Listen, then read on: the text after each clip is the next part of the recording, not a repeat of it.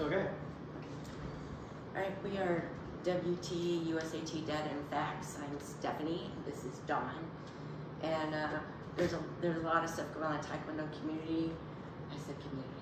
Oh. That we need to go over, especially points. We got nationals, team trials, US Open, the rankings, Paris Olympics. So we're going to start with nationals since it just ended, and we want to congratulate all the medalists at nationals.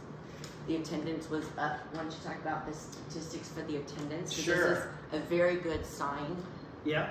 The attendance for the world-class athletes for cadets, juniors, and seniors totaled 639 athletes, and that the increase ranged from 26% in cadets up versus 23 to 38% up in juniors, and even 30% up in seniors.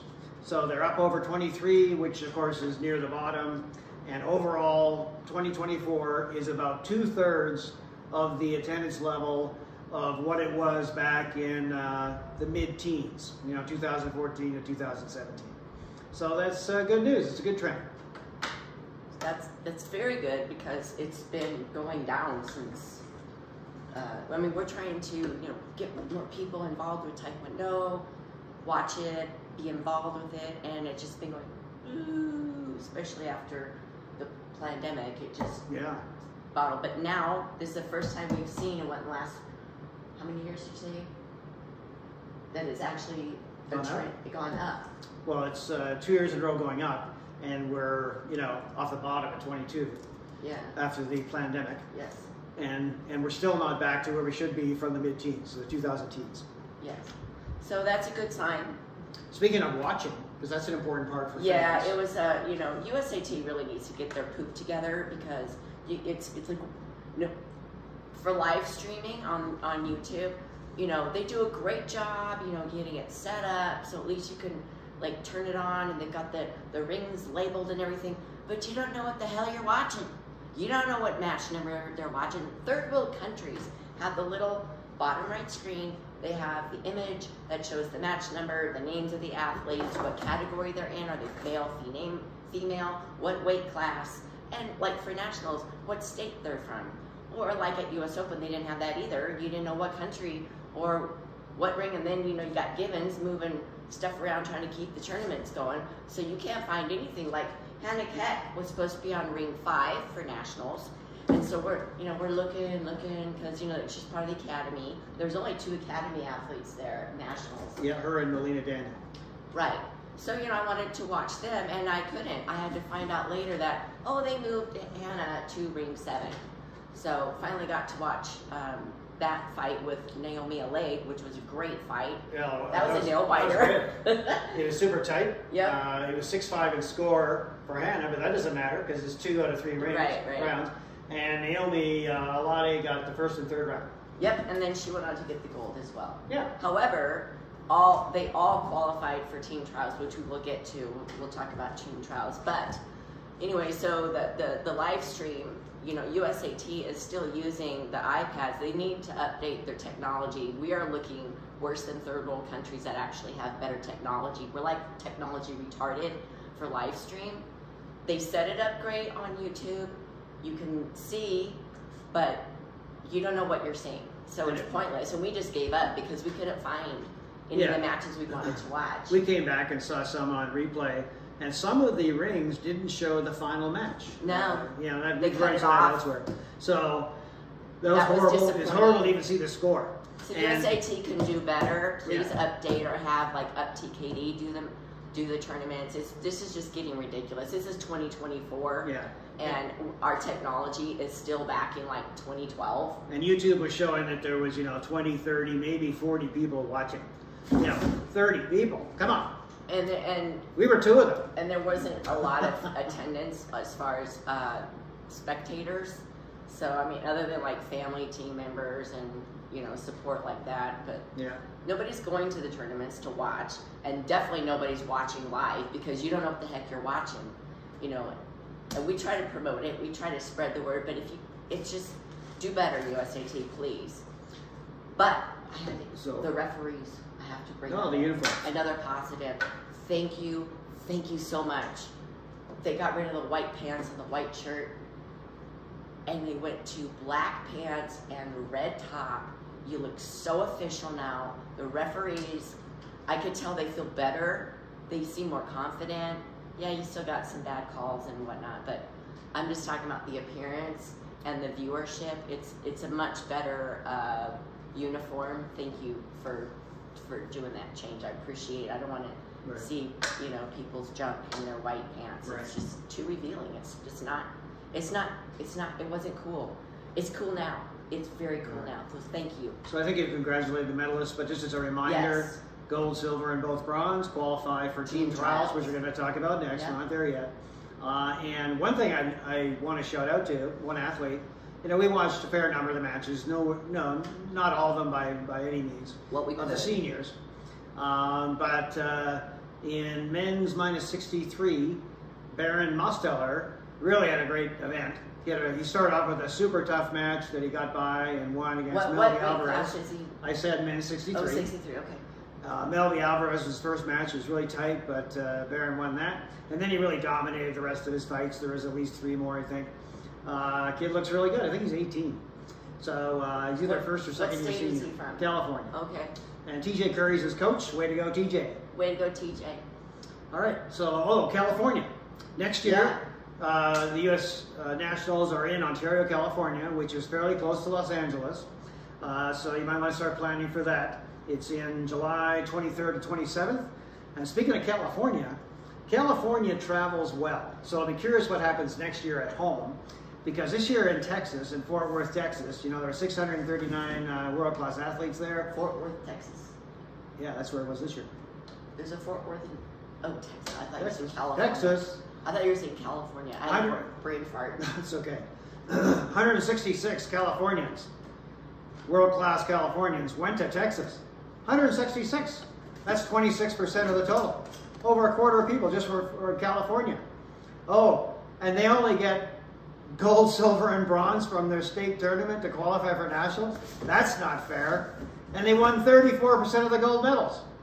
26% of the world-class athletes, 34% of the gold medals. Well, CUDA is such a huge organization in California, and I think they help actually fund a lot of these athletes. Well, yeah, they send them to Korea. I don't know the details about that. They send a senior team to Korea. Yep. They do all kinds of stuff. They do. It's a great one. And I know Texas has the Texas State Taekwondo. They did something too. Yeah, and Michigan does too. Texas, I think they sent their cadets and juniors down to Costa Rica or somewhere like that. The Texas team. But California by far has the most athletes, but they're the most populated state as well. So. Yeah, they just do really well, and that's not counting Poomsae. That's just Spartan. Yeah, that's true. And Poomsae, they dominate. They dominate in Poomsae as well. Yeah. So team trials. Okay, let's talk about team trials. Okay, so this is what everybody needs to be, getting to. And there's only one more opportunity to get to team trials. So to get to team trials, you had to medal at any of the following events. The U.S. Open, and that means even 4th place, which is the second bronze. U.S. Open, U.S. National Taekwondo Championship, both of which are done now, and U.S. Final Championships, which is in September, correct? I think so.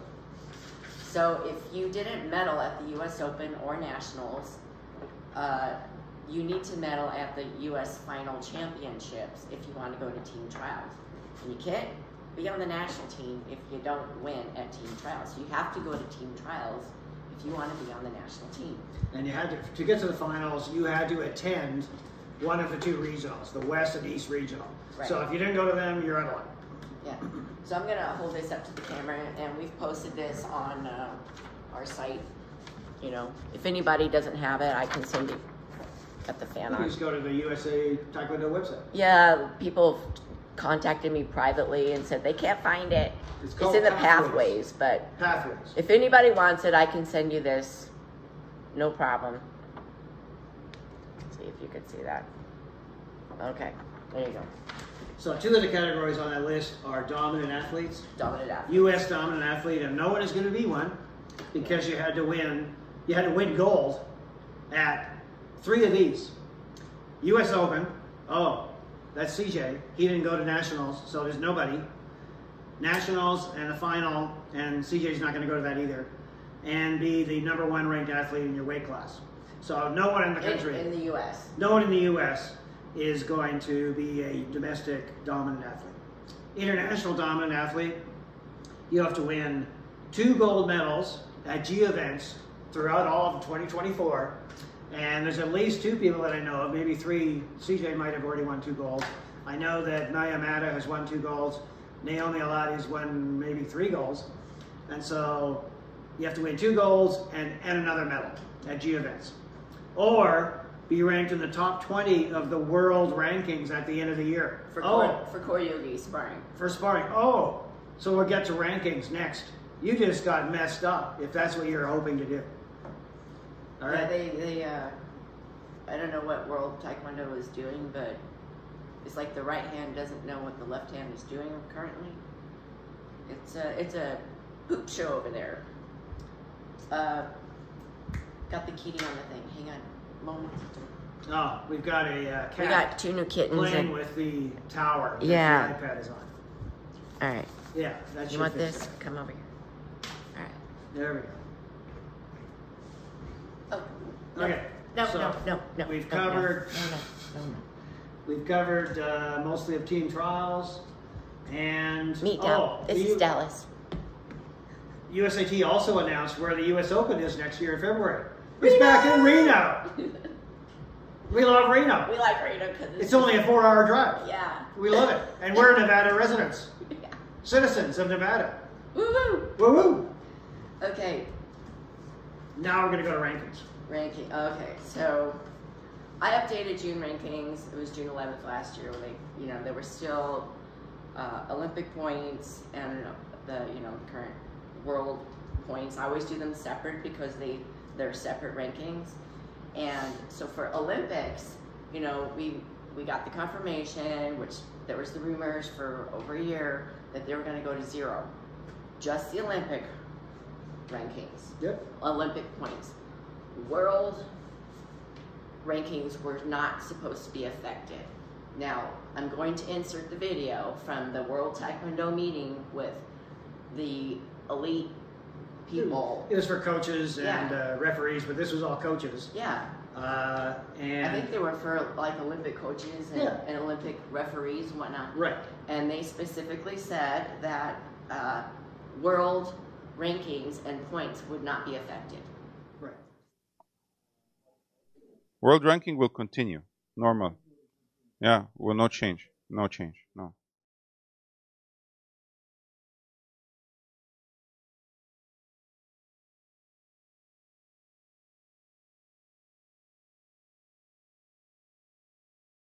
So we were surprised. Last night, today, this morning? Yeah, yesterday, today. We thought it was still a mistake, but no, it's not. The world rankings also went to 0. So the only people with points in either of Olympic or world rankings are athletes that got points at June events. During June. And there's a few people that did that, like Faith Dillon won an event, and so she's got 10 points. And a few other people have points. But, if you didn't do anything in June, you got nothing. And you're ranked at the very bottom. Well, you're not even on the list because and there's we don't like show. 20 people all tied for because they all got 10 points or 6 points or 2 points or whatever. Yeah. And mostly they're G1 events because that was pretty much all there was in June. Yeah, and there aren't that many more events. So the rest of the year, you're only allowed to earn 20 points unless you go to a special event, like like President's Cup Africa, for example, still has to happen, and so that's going to be a G2. Next year it'll be a G3. The Pan Am President's Cup's already been, so that's gone. Can't go to that G2. And you can go to the Olympics, of course, but there's 4 Americans going to the Olympics. Good for them, but nobody else is going to get any points. So good luck getting points from year to year end. We'll talk more about that later. And they don't want you to point race, right? But now it's a point race until the end of the year. Of course, it's a point December 31st. So don't be lying to athletes that fund the memberships saying that it's not a point race when it freaking is. So study the points and like read your ingredients. Anyway, what else we got? We got Paris Olympics. Okay. All right. Olympics are coming up. Yep. In we're going through this fast. 2 weeks. 2 weeks from now, the U.S. athletes are headed to Paris to start their training. And along with them, head coach Gareth Brown is going. And some of you may not even be aware, but Gareth, unfortunately, was under suspension for about the last month because of a year-plus-old, year-and-a-half-old complaint from some people that he's a tough coach. That he's too tough. He's such a tough coach. On one athlete in particular. Yeah, we don't need to go into name calling. But I did it. yeah, I know. I'm just saying I'm not going to, and I don't think you No, will. we don't dox people. Yeah. But, you know, people in the know. So he was under suspension. He had an appeal last week, and obviously he's won that appeal convincingly because he's off the Safe Sports suspension list. Congratulations, Gareth. Yep. I'm sure that was a tough load to bear. And all those during the appeal that helped with the testimonies and data and documentation that helped him with evidence to win his appeal. So that's great. It's great news because Gareth is a fantastic coach. Yes, he is. Great guy. Yep. And then one sort of last thing. The no Russians. The IOC has banned the Russians. Yeah, let's punish the athletes for what they didn't do. So all the Russian Taekwondo athletes, including Tatiana Menina, I'm so pissed. So pissed. And others, that is not fair. Vladislav Larin, etc. They were affiliated with the Russian army at some points, and so they were booted just outright by the IOC because, oh my gosh, you were in the Russian army at some point. And then other teams, like the wrestlers, a bunch of wrestlers, I think it was 10 of 13, have been allowed in, but they're boycotting.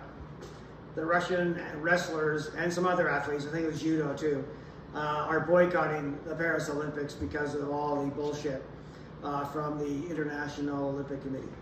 Yeah, they're just, and meanwhile, the IOC is where all this transgender boys deciding that they're girls, even though they're like 100% stronger in upper body and in leg strength and muscle strength, and that's based on the science and the studies from the medicine, what was that, the medical sports science study? Yeah, sports medicine. Yeah, that Dawn did the podcast on.